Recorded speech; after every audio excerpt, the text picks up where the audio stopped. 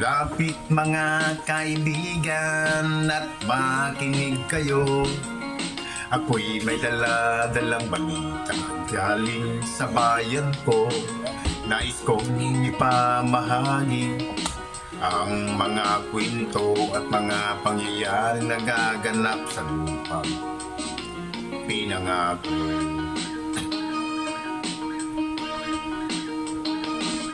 Ako ay Pilipino sa isip at sa gawa. Ngunit bakit mga pinuno puro lamang salita? Isang gobyerno na kayang sikmurahin at magtawaran.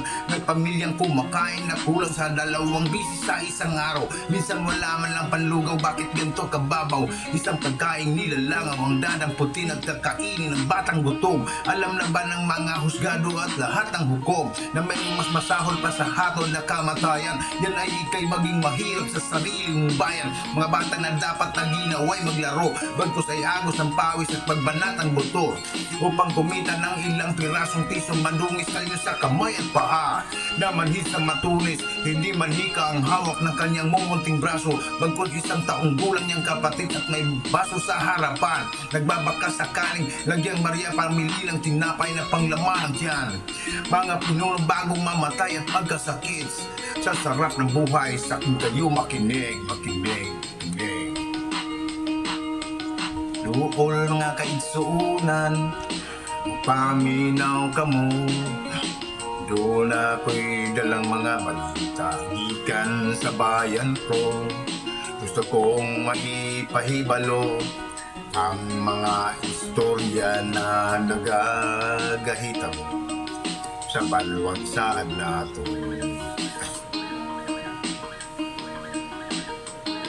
Mga bakal na dumudura ng apoy at ng tingga, tangan-tangan at balot na kasuot ang pangdigma. Bakit di magkatugma ang mayaman at duka sa pananaw, kapalit tagapi sa panluluksa?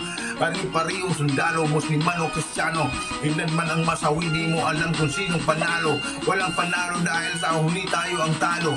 Pinoy ang nasa loob ng ataul na sinarado. Yan ba talaga ang sumpa dito sa lupang pinangako? Respeto at pagmamahalan ay pilit na tinatago. Lawin may hindi makadapo, may pakpak na limitado at nakakulong sa sildang may walang susing kandado. Kailan kaya matatapos ang pag-agos ng dugo at kapayapay mahawakan ng buong buo? Yan ba talaga ang kwento o tanong ng pilit na humawi sa bawat taong bahagi ng watawat na hinapi? Dool mga kaigsuunan, paminaw ka mo.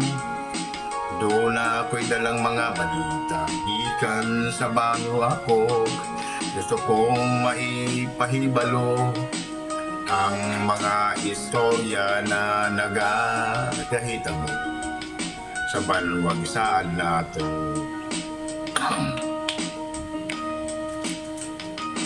Lapit mga kaibigan at makinig kayo.